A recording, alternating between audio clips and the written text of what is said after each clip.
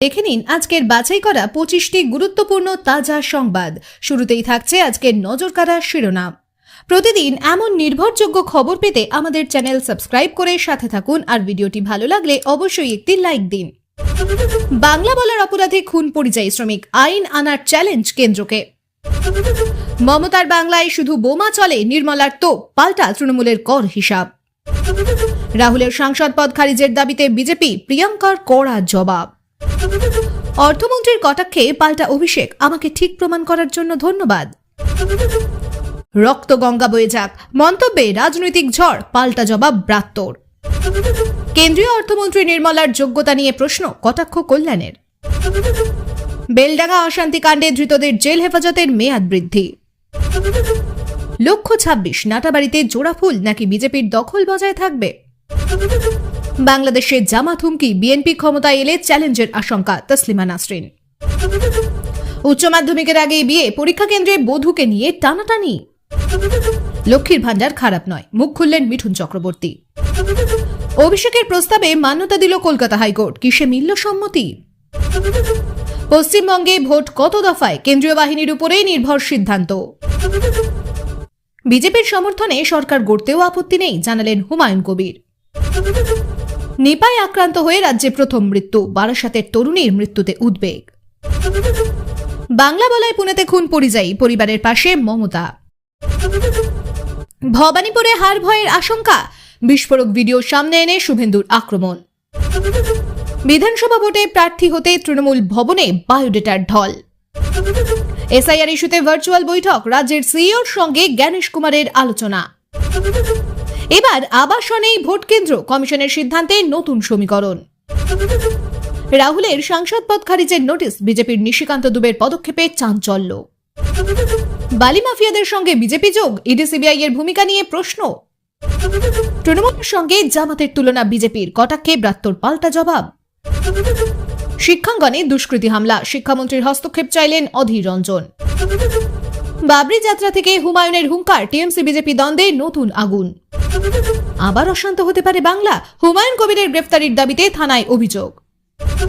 রাহুল গান্ধীর সদস্যপদ বাতিলের দাবি, সংসদ বিতর্কের মাঝেই নোটিশ জমা বিজেপির। হুমায়ুনই তৃণমূল, তৃণমূলী হুমায়ুন, প্ল্যান বি সামনে এনে হাতে হাঁড়ি ভাঙলেন সমী। এতক্ষণ শুনছিলেন সংবাদ শিরোনাম, এবার আসছে বিস্তারিত খবরে। বিজেপির সমর্থনে সরকার গড়তেও আপত্তি নেই, জানালেন হুমায়ুন কবির। রাজ্যের রাজনীতিতে নতুন জল্পনার সৃষ্টি করলেন হুমায়ুন কবির। এক প্রকাশ্য বক্তব্যে তিনি জানিয়েছেন, নির্দিষ্ট পরিস্থিতিতে বিজেপির সমর্থনে সরকার গঠনে তার আপত্তি নেই। এই মন্তব্য সামনে আসতেই রাজনৈতিক মহলে শুরু হয়েছে জোর চর্চা ও বিতর্ক। হুমায়ুনের এই বক্তব্যকে অনেকে সম্ভাব্য রাজনৈতিক অবস্থান বদলের ইঙ্গিত হিসেবে দেখছেন। যদিও তিনি সরাসরি কোনো দল বদলের কথা বলেননি, তবু তার মন্তব্যে ভবিষ্যতের জোট সমীকরণ নিয়ে প্রশ্ন উঠেছে। রাজনৈতিক পর্যবেক্ষকদের মতে নির্বাচনের আগে এমন মন্তব্য অনেক সময় চাপ সৃষ্টি বা দর কষাকষির কৌশল হিসেবেও ব্যবহার করা হয়। তৃণমূল কংগ্রেস শিবির অবশ্য এই মন্তব্যকে গুরুত্ব দিতে নারাজ। দলের এক নেতা বলেন, ব্যক্তিগত মতামতকে দলীয় অবস্থান হিসেবে দেখার কোনো কারণ নেই। তাদের দাবি, দল নিজের রাজনৈতিক আদর্শ ও কর্মসূচি নিয়েই এগোচ্ছে। অন্যদিকে বিজেপির তরফে সরাসরি সমর্থন না জানালেও বলা হয়েছে, যারা উন্নয়নের রাজনীতিতে বিশ্বাস করেন তাদের জন্য দরজা খোলা। রাজনৈতিক বিশেষজ্ঞদের মতে রাজ্যে বহুদলীয় প্রতিদ্বন্দ্বিতার আবহে ছোট বড় আঞ্চলিক নেতাদের অবস্থান অনেক সময় গুরুত্বপূর্ণ হয়ে ওঠে। বিশেষ করে যদি ফলাফল ঝুলন্ত অবস্থায় থাকে, তখন সমর্থন বা বিরোধিতার প্রশ্ন বড় হয়ে দাঁড়ায়। সেই দিক থেকেই হুমায়ুনের মন্তব্য তাৎপর্যপূর্ণ বলে মনে করা হচ্ছে। তবে তার ঘনিষ্ঠ মহলের দাবি, বক্তব্যকে ভুলভাবে ব্যাখ্যা করা হচ্ছে। তারা বলছেন, তিনি নীতিগত প্রশ্নেই মন্তব্য করেছেন, নির্দিষ্ট কোনো রাজনৈতিক চুক্তির ইঙ্গিত দেননি। তবু রাজনৈতিক মহলে জল্পনা থামছে না। সব মিলিয়ে হুমায়ুন কবিরের এই মন্তব্য রাজ্যের রাজনৈতিক সমীকরণে নতুন মাত্রা যোগ করেছে। সামনে নির্বাচন যত এগোবে, ততই এই মন্তব্য ঘিরে আলোচনা ও ব্যাখ্যা বিশ্লেষণ বাড়বে বলেই মনে করছেন রাজনৈতিক মহলের পর্যবেক্ষকরা। মমতার বাংলায় শুধু বোমা চলে, নির্মলার তো পাল্টা তৃণমূলের কর হিসাব, রাজ্যের আইন শৃঙ্খলা পরিস্থিতি নিয়ে তীব্র আক্রমণ শানালেন কেন্দ্রীয় অর্থমন্ত্রী নির্মলা সীতারামন। এক জনসভায় বক্তব্য রাখতে গিয়ে তিনি বলেন, মমতার বাংলায় শুধু বোমা চলে। তাঁর এই মন্তব্য সামনে আসতেই রাজনৈতিক মহলে তুমুল বিতর্ক শুরু হয়েছে। শাসক দল তৃণমূল কংগ্রেস পাল্টা কর হিসেব তুলে ধরে কেন্দ্রের বিরুদ্ধে সরব হয়েছে। নির্মলার বক্তব্যে মূল সুর ছিল রাজ্যের নিরাপত্তা ও শিল্প পরিবেশ নিয়ে উদ্বেগ। তিনি অভিযোগ করেন, বিনিয়োগকারীরা নাকি রাজ্যে নিরাপত্তাহীনতা বোধ করছেন এবং রাজনৈতিক হিংসা রাজ্যের ভাবমূর্তি ক্ষতিগ্রস্ত করছে। তার কথায় উন্নয়নের জন্য শান্তি দরকার, কিন্তু বাংলায় বারবার অশান্তির খবর সামনে আসছে। এই মন্তব্যের পরই তৃণমূল কংগ্রেস পাল্টা আক্রমণে নামে। দলের নেতাদের দাবি, কেন্দ্রীয় মন্ত্রী রাজনৈতিক উদ্দেশ্যে রাজ্যের ভাবমূর্তি খারাপ করার চেষ্টা করছেন। পাল্টা জবাবে তাঁরা কর বন্টন ও আর্থিক প্রাপ্যতার হিসাব সামনে আনেন। তৃণমূলের বক্তব্য, রাজ্য যে কর আদায় করে তার তুলনায় কেন্দ্র থেকে ন্যায্য অংশ পাওয়া যায় না। এক তৃণমূল নেতা বলেন, রাজ্যের উন্নয়ন প্রকল্পে অর্থের ঘাটতি তৈরি হচ্ছে কেন্দ্রের বকেয়া না দেওয়ার জন্য, অথচ সেই কেন্দ্রই আবার রাজ্যকে দোষারোপ করছে। তাদের দাবি, কেন্দ্রীয় সরকারের নীতির কারণেই রাজ্যের আর্থিক চাপে বহু প্রকল্পে সমস্যা হচ্ছে। বিজেপির পাল্টা বক্তব্য, আইন শৃঙ্খলা ও দুর্নীতির প্রশ্ন থেকে নজর ঘোরাতেই তৃণমূল আর্থিক প্রসঙ্গ তুলছে। তাদের দাবি, বিনিয়োগ ও শিল্প উন্নয়নের জন্য স্থিতিশীল পরিবেশ দরকার, যা রাজ্যে নেই। রাজনৈতিক বিশ্লেষকদের মতে এই বাকযুদ্ধ কেবল আইন শৃঙ্খলা নয়, আর্থিক ফেডারেলিজমের প্রশ্নকেও সামনে নিয়ে এসেছে। কেন্দ্র রাজ্য সম্পর্কে টানাপোড়েন নির্বাচনের আগে আরও তীব্র হচ্ছে। একদিকে নিরাপত্তা ও প্রশাসনের ইস্যু, অন্যদিকে কর বন্টন ও অর্থনৈতিক অধিকারের প্রশ্ন। দুই দিক থেকেই প্রচার তীব্র হচ্ছে। সব মিলিয়ে নির্মলার মন্তব্য এবং তৃণমূলের কর হিসাব রাজ্য বনাম কেন্দ্র রাজনৈতিক সংঘাতকে নতুন করে উস্কে দিয়েছে। সামনে ভোট যত এগোবে এই ইস্যু যে আরও বেশি করে নির্বাচনী প্রচারের মঞ্চে উঠবে তা বলাই যায়। লক্ষ্মীর ভাণ্ডার খারাপ নয়, মুখ খুললেন মিঠুন চক্রবর্তী। রাজ্যের বহুল আলোচিত সামাজিক প্রকল্প লক্ষ্মীর ভাণ্ডার নিয়ে মুখ খুলে রাজনৈতিক মহলে চর্চার কেন্দ্রে এলেন অভিনেতা ও বিজেপি নেতা মিঠুন চক্রবর্তী। এক অনুষ্ঠানে বক্তব্য রাখতে গিয়ে তিনি বলেন, লক্ষ্মীর ভাণ্ডার খারাপ নয়, যারা পাচ্ছেন তারা অবশ্যই নেবেন। তার এই মন্তব্য ঘিরেই শুরু হয়েছে জোর রাজনৈতিক আলোচনা। মিঠুনের বক্তব্য অনেকের কাছেই তাৎপর্যপূর্ণ বলে মনে হচ্ছে, কারণ বিরোধী রাজনীতির মঞ্চে সাধারণত শাসক দলের প্রকল্পগুলির সমালোচনাই বেশি শোনা যায়। কিন্তু তিনি সরাসরি প্রকল্পটিকে পুরোপুরি অস্বীকার না করে বরং সুবিধাভোগীদের প্রাপ্য সুবিধা নেওয়ার কথাই বলেছেন। তার মতে, সরকারি প্রকল্প মানুষের ট্যাক্সের টাকায় হয়। কেউ যদি তার সুবিধা পান তাতে দোষের কিছু নেই। তবে তিনি একই সঙ্গে ইঙ্গিত দেন যে প্রকল্পের বাস্তব প্রয়োগ, স্বচ্ছতা এবং দীর্ঘমেয়াদী প্রভাব নিয়েও প্রশ্ন তোলা প্রয়োজন। তার কথায়, প্রকল্প ভালো হতে পারে, কিন্তু সেটা কিভাবে বাস্তবায়িত হচ্ছে, কারা পাচ্ছে, কারা বঞ্চিত হচ্ছে, সেগুলোও দেখতে হবে। এই মন্তব্যে বোঝা যাচ্ছে তিনি প্রকল্পের ধারণাকে সরাসরি আক্রমণ না করলেও প্রশাসনিক কার্যকারিতা নিয়ে প্রশ্ন তুলেছেন। তৃণমূল কংগ্রেস শিবির এই মন্তব্যকে নিজেদের পক্ষে ইতিবাচক বলেই দেখছে। দলের এক নেতা বলেন, বিরোধী শিবিরের একজন বড় মুখও স্বীকার করলেন প্রকল্প খারাপ নয়, এটাই বড় কথা।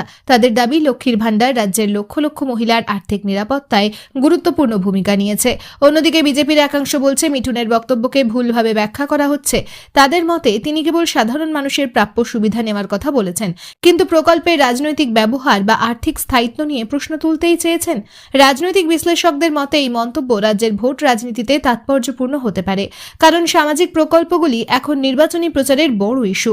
শাসক দল এগুলোকে নিজেদের সাফল্য হিসেবে তুলে ধরছে, আর বিরোধীরা তার অর্থনৈতিক দিক দিয়ে প্রশ্ন তুলছে। মিঠুনের এই মধ্যপন্থী বক্তব্য আর বিরোধীরা তার অর্থনৈতিক দিক নিয়ে প্রশ্ন তুলছে। মিঠুনের এই মধ্যপন্থী মন্তব্য সেই বিতর্ককে নতুন মাত্রা যোগ করেছে।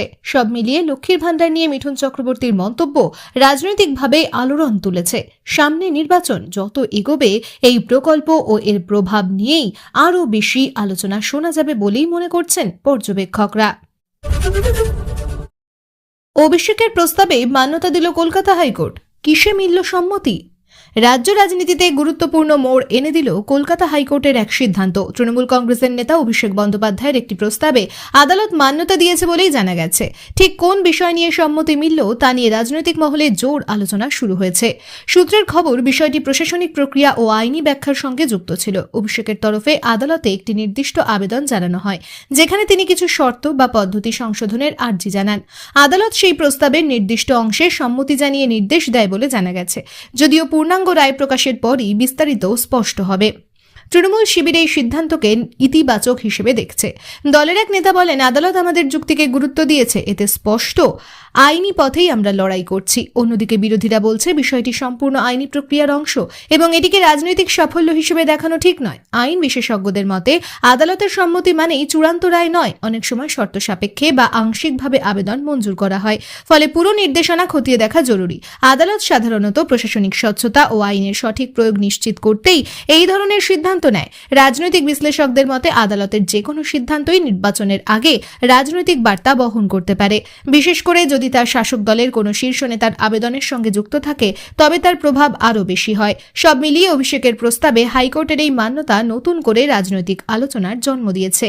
এখন রায়ের পূর্ণাঙ্গ কপি প্রকাশ ও তার বাস্তব প্রয়োগের দিকেই সবার নজর। পশ্চিমবঙ্গে ভোট কত দফায়? কেন্দ্রীয় বাহিনীর উপরে নির্ভর সিদ্ধান্ত। আসন্ন বিধানসভা নির্বাচন ঘিরে সবচেয়ে বড় প্রশ্ন, পশ্চিমবঙ্গে ভোট কত দফায় হবে? নির্বাচন কমিশনের চূড়ান্ত ঘোষণা এখনো বাকি থাকলেও প্রশাসনিক সূত্রের খবর, কেন্দ্রীয় বাহিনীর প্রাপ্যতা ও মোতায়েনের উপরেই মূলত নির্ভর করবে দফার সংখ্যা। ফলে দিল্লি ও রাজ্যের প্রশাসনিক মহলের মধ্যে আলোচনা জোরদার হয়েছে। পশ্চিমবঙ্গ অতীতে একাধিক দফায় ভোটের অভিজ্ঞতা দেখেছে। আইন শৃঙ্খলা পরিস্থিতি, ভৌগোলিক বিস্তার, সংবেদনশীল বুথের সংখ্যা এবং রাজনৈতিক প্রতিদ্বন্দ্বিতার তীব্রতা, এই সব বিষয় বিবেচনা করেই সাধারণত দফা নির্ধারণ করা হয়। বিশেষ করে কেন্দ্রীয় বাহিনী পর্যাপ্ত পরিমাণে পাওয়া গেলে একাধিক দফায় ভোট করানো সহজ হয়, যাতে প্রতিটি জেলায় পর্যাপ্ত নিরাপত্তা নিশ্চিত করা যায়। নির্বাচন কমিশনের একটি অংশ মনে করছে, সংবেদনশীল এলাকাগুলিতে কঠোর নিরাপত্তা না দিলে ভোট গ্রহণের স্বচ্ছতা নিয়ে প্রশ্ন উঠতে পারে। অন্যদিকে কিছু মহলের মত, বেশি দফায় ভোট হলে দীর্ঘ সময় ধরে রাজনৈতিক উত্তেজনা বজায় থাকে এবং প্রশাসনিক চাপও বাড়ে। রাজনৈতিক দলগুলোর মধ্যেও এই নিয়ে ভিন্ন মত রয়েছে। বিরোধীদের একাংশ চাইছে বেশি দফায় ভোট, যাতে কেন্দ্রীয় বাহিনী পর্যাপ্তভাবে ব্যবহার করা যায়। শাসক দলের দাবি, শান্তিপূর্ণ ভোটের জন্য অযথা দীর্ঘায়িত প্রক্রিয়ার প্রয়োজন নেই। তাদের মতে প্রশাসন প্রস্তুত থাকলে কম দফাতেও সুষ্ঠু নির্বাচন সম্ভব। বিশেষজ্ঞদের মতে কেন্দ্রীয় বাহিনীর সংখ্যা সীমিত হওয়ায় একাধিক রাজ্যে একই সময়ে ভোট হলে বাহিনী বন্টন বড় চ্যালেঞ্জ হয়ে দাঁড়ায়। তাই পশ্চিমবঙ্গে দফা নির্ধারণের ক্ষেত্রে জাতীয় স্তরের নির্বাচনী সূচি বিবেচনায় নেওয়া যেতে পারে। সব মিলিয়ে ভোটের দফা নিয়ে জল্পনা তুঙ্গে। এখন সবার নজর নির্বাচন কমিশনের চূড়ান্ত ঘোষণার দিকে। সিদ্ধান্ত যাই হোক, কেন্দ্রীয় বাহিনীর মোতায়েন যে গুরুত্বপূর্ণ ভূমিকা নেবে তা স্পষ্ট।